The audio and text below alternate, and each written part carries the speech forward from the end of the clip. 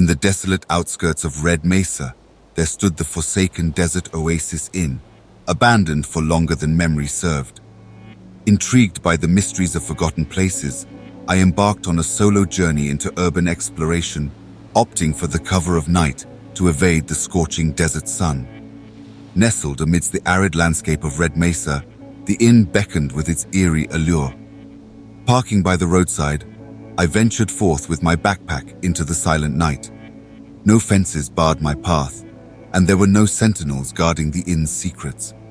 It was a relic left to decay, its once vibrant facade now a canvas for graffiti artists. A deep, graffiti-laden pool in the rear mirrored the abandoned grandeur of the place. My flashlight danced upon the decrepit structure, revealing shattered doors and charred remnants, testament to the ravages of time and neglect. As I prowled the perimeter, the only sounds were the whispers of the desert wind and the crunch of debris beneath my feet. Then, a voice pierced the silence, chilling me to the bone. Instinctively, I sought refuge, retreating into the shadows to evade potential threats. Taking shelter in one of the ground-level rooms, I surveyed the graffiti-laden walls, pondering the transient visitors who might have sought solace within these forsaken walls. With trepidation, I resumed my exploration, peering into each room, each one a testament to the passage of time, filled with remnants of lives long forgotten.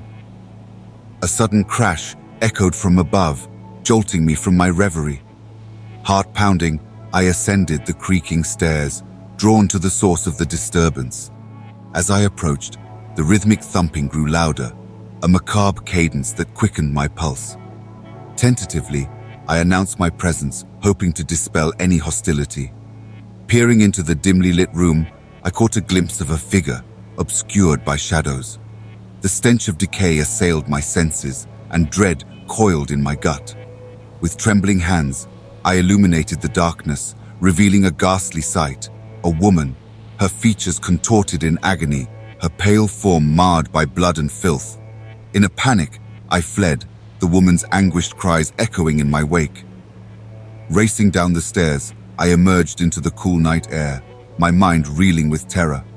With trembling hands, I dialed my friend George, recounting the harrowing encounter. Together, we speculated on the woman's plight, a grim realization dawning upon us. Despite the urgency of the situation, we hesitated to involve the authorities, wary of the consequences of our trespass. Fearing retribution, I made a futile attempt to locate a payphone, a relic of a bygone era. In the end, I dialed the non-emergency number, providing vague details of the encounter before swiftly retreating from the scene. As I drove away, the haunting memory of the desert oasis inn lingered, a testament to the hidden dangers lurking within the shadows of forgotten places. Though I had braved many an abandoned site in my explorations, none had prepared me for the horrors that lay hidden within its walls.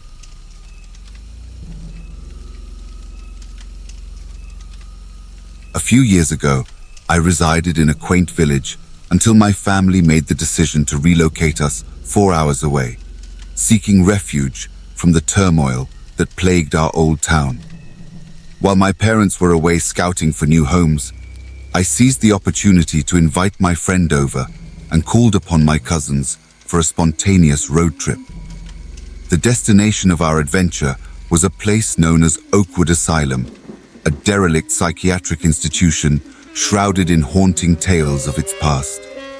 As the clock struck 11 p.m., we embarked on our journey, eager to uncover the mysteries that awaited us. The atmosphere inside the car was charged with excitement as we traversed the winding roads, anticipation building with each passing mile. Eventually, we arrived at the dirt road leading to Oakwood, hesitating momentarily as apprehension crept in. Yet, fueled by our daring spirits, we pressed on into the unknown.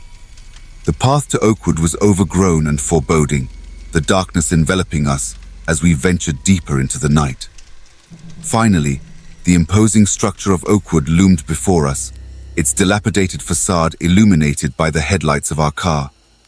We exited the vehicle, awestruck by the magnitude of the decaying asylum, nature reclaiming its territory with vines entwining the crumbling walls. Undeterred by the eerie surroundings, we ventured inside, greeted by the sight of pentagrams adorning the walls, a chilling testament to the building's grim history. As we ascended the precarious stairs to the upper levels, a flickering light in the distance caught our attention, prompting us to investigate.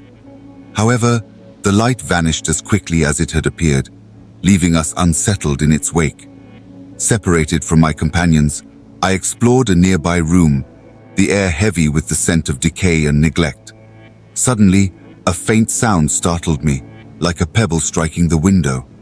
Ignoring the unease gnawing at my gut, I rejoined my companions, determined to uncover the secrets hidden within Oakwood's depths. Descending into the basement, we were met with darkness and decay, our progress hindered by the dilapidated stairs. A voice echoed from the shadows, freezing us in our tracks, as my cousin bravely approached to investigate.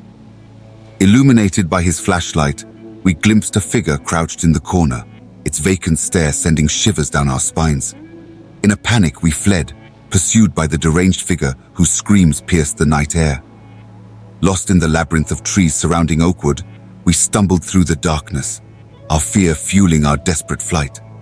Eventually, we reunited in a clearing, relief flooding our senses as we sought a path back to safety.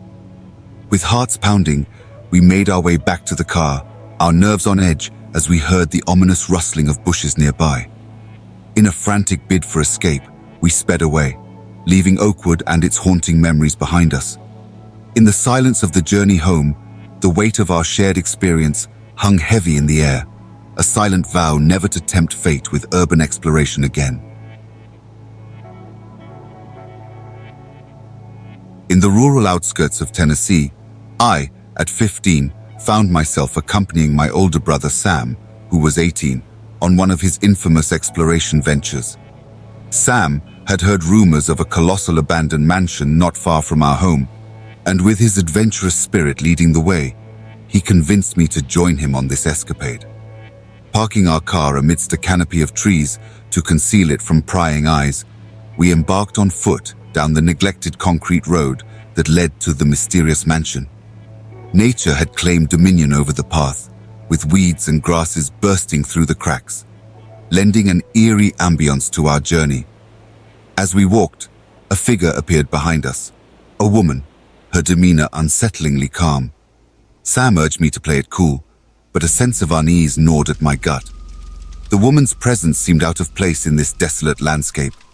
Her serene demeanor was unnerving, especially when she bid us goodnight and vanished into the darkness of the surrounding woods. Shaken by the encounter, we pressed on, finally arriving at the decrepit mansion. Ivy crawled up its walls, and shattered windows hinted at previous explorations. With trepidation, we entered through one of the broken windows, mindful of the jagged glass. Inside, the mansion bore the scars of time, yet remnants of its former grandeur lingered. Furniture lay scattered about, and the air was thick with the stench of decay. Despite the eerie atmosphere, we pressed onward, exploring each room with a mix of apprehension and curiosity. Descending into the basement, we encountered a scene of disarray, a stark contrast to the first floor. Among the scattered debris, a noise from above startled us. Rattled but undeterred, we chalked it up to the house's decrepit state and continued our exploration. Ascending to the upper floor, our nerves were on edge. As we entered a bedroom, a sense of dread washed over us. There, at the end of the hall, stood the enigmatic woman, her smile sending chills down our spines. Her cryptic invitation to reveal what she held behind her back sent us into a panicked frenzy. With Sam's urgent cry, we fled, racing towards the safety of the outdoors. Despite our exhaustion, we didn't stop until we were far from the mansion, the fear of what lurked within its walls driving us forward. As we drove home, the events of the night replayed in our minds, questions lingering unanswered. Who was the woman? What did she conceal? The mysteries of that abandoned mansion haunted us, leaving us to ponder the enigma of that chilling encounter for years to come.